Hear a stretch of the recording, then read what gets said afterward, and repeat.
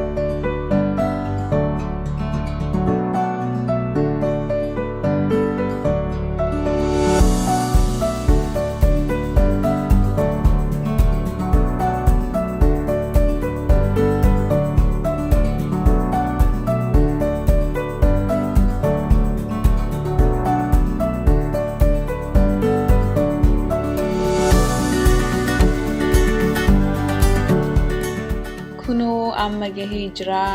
akkuma argitanii baay'ee salphaadha isinillee mana keessanii hojjedhaa ilaalaa hin jaalattanii torbaan nyaata gara biraatiin haga walitti deebinu torbaan gaarii